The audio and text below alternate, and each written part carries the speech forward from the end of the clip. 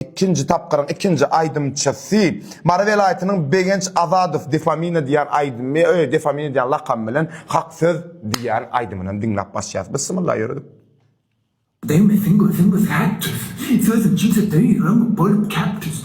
Tanımayanı mı bolup durmak aşkım. Birine hak sözü birine baskır. Tayklarım o.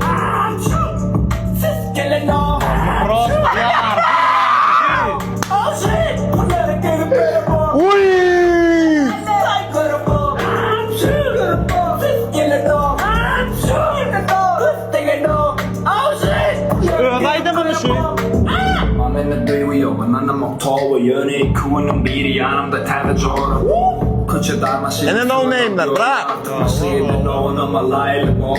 Yukarı kulak. Övünme. Gönlünü yetmesilik etme.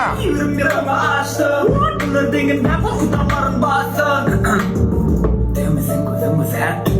Sözüm kimse değil ama bolup kaptız. Dinler başka verin haydi. Şu atreyen duyacağım şular. Kalkta şulaydım. Hey tezra ne onu?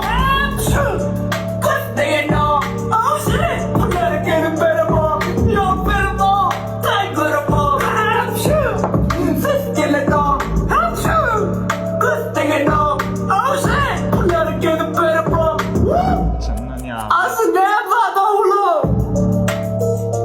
Haydi hayatım ha. Erkek ya gönlün yetti ha da. Karışmadım ha. Eee. Karışmadım şuları alaydım çıkışağına da. Hudaý wady. Çınnan.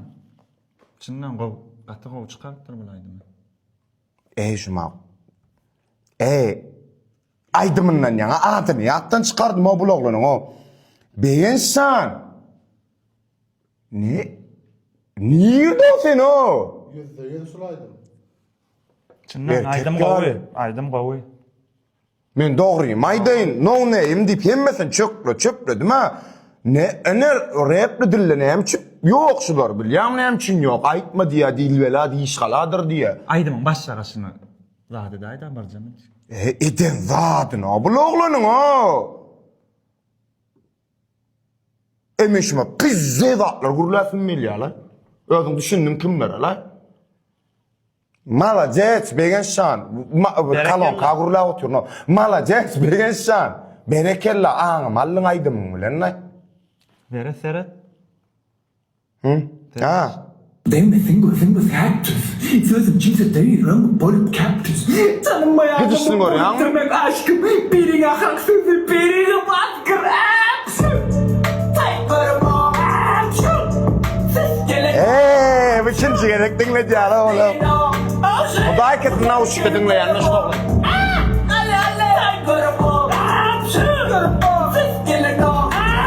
Men özüm reva. Yani indik gedek minne. Haf kovsuna da karışıp bolýar şular olanlar.